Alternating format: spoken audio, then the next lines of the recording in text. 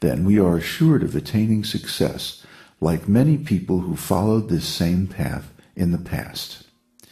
Vita raga bhaya krodha mana mam upasritaha bahavo jnana tapasa putamad-bhavam agataha. Being freed from attachment, fear, and anger, being fully absorbed in me and taking refuge in me, many persons in the past became purified by knowledge of me, and thus they all attained transcendental love for me. Bhagavad Gita 4:10. God's love is available to everyone because He is present in everyone's heart as the Supersoul, Paramatma. But to receive this love, we have to become purified of our attraction to pale material things. Otherwise, the noise of our own material desire and activities will distract us from the real solution to all our suffering and problems, which lies waiting to be discovered in our own hearts, pure love of Godhead. This exalted goal of pure love for the Supreme Personality of Godhead is easy to attain with the methods given in the esoteric teaching. We just have to follow the method given in the teaching, and over time, the supreme state of self-realization will automatically manifest in our hearts. And what is that method? Manmana bhavad mabbhakto madhyaji mang namaskuru mang evaishyasi yuktaitvam atmanam matparayanaha. Engage your mind always in thinking of me. Become my devotee. Offer obeisances to me and worship me.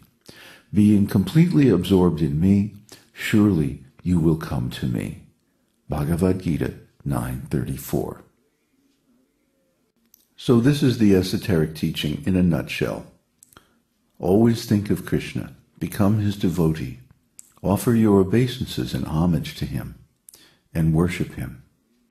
And by being completely absorbed in Krishna, then you will come to Krishna in the end. So that is the secret of divine love, to always absorb the mind in the thought of Krishna. And the best way to absorb the mind in this thought is to always chant the name of Krishna. You can chant the Hare Krishna mantra, or you can chant the Dvadasakshara mantra, Om Namo Bhagavate Vasudevaya.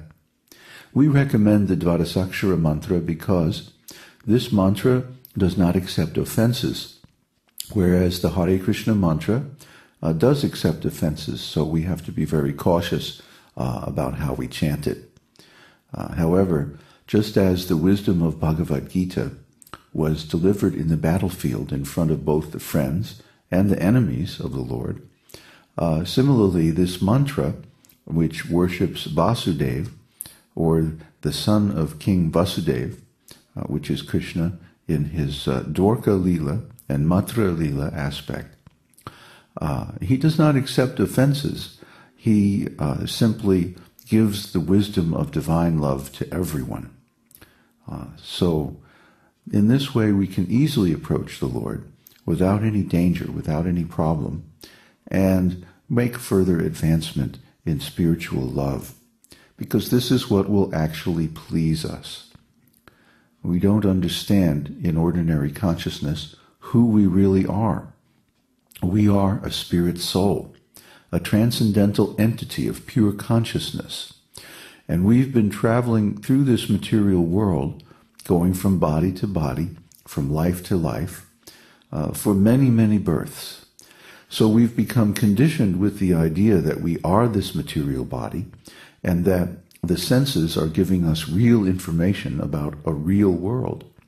However, all of this is temporary.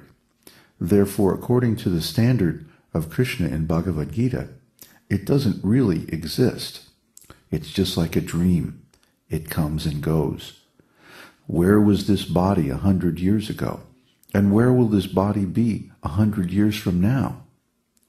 So just like a dream comes and goes, and then when we awaken, it passes away and it's gone. Similarly, this body someday will be gone. It'll come, stay for a while, produce some byproducts, and go. And that's the end of it. It's gone forever. So what's going to happen to us? Well, we're going to take another body. But whether we take another material body or we find our original spiritual body, our perfect body, is up to us. If we follow this method of the esoteric teaching of constant remembrance of Krishna, then we can very easily rediscover our original identity, our perfect spiritual body, and we can just spend the rest of eternity in sporting, loving pastimes with the Lord. So it's said herein that the great personality, Brahma, the first created being in the material universe, actually he is the secondary creator of the universe, studied the Vedas with great attention and concentration, and after studying them 3 times and scrutinizingly examining them, he concluded that attraction for the Supreme Personality of Godhead is the highest perfection. So this attraction is there within the heart of every living entity, but it's in a sleep, and we have to wake it up. And the way we do that is by contacting Krishna. Just like when we contact this material world with our senses, we develop desires for it. Similarly, when we contact Krishna with our spiritual senses, we reawaken our attraction for him. Krishna means the all-attractive. Krishna, the reservoir of pleasure. So because Krishna is an unlimited reservoir of spiritual pleasure, as soon as we contact him, this spiritual pleasure becomes awakened in our hearts. And it leads to all kinds of spiritual ecstasies that are very difficult to discuss and even harder to imagine until we've actually experienced them. So how do we experience them? Again, by chanting Krishna's name and remembering him, by reading Bhagavad Gita and learning about him, and by reading Srimad Bhagavatam and other scriptures that describe his pastimes. So the reason this all works is that the Lord is actually present within the heart of every living entity. There are 2 souls in every material body, the individual soul and the super soul. This is what it means when we say that the Lord is present everywhere. He's omnipresent. How is he present? Well, he's present by his energy, but he's also personally present within the heart. So, to coin a phrase, wherever we go, there he is. And we can be with him anywhere and everywhere because he comes with us in the heart. The Lord actually expands a personal form simply to accompany each spirit soul on our journey throughout many, many lifetimes. And he stays with us as the supreme friend, as the indwelling super soul, the spiritual witness to all of our activities.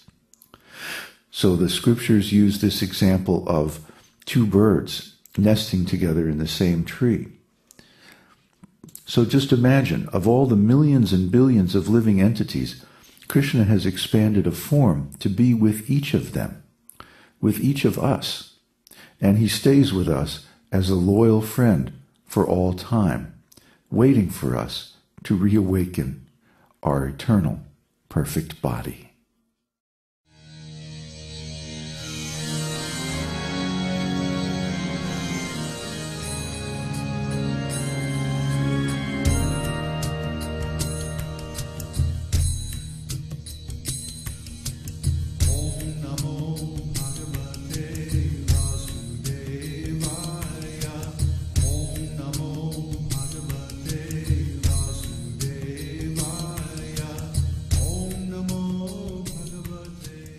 We hope you've enjoyed this edition of My Perfect Body. This is David Hughes, your host, reminding you to visit us on the web at esotericteaching.org, where you can purchase the complete Esoteric Teaching Introductory Seminar DVD and many CDs of transcendental music and mantras.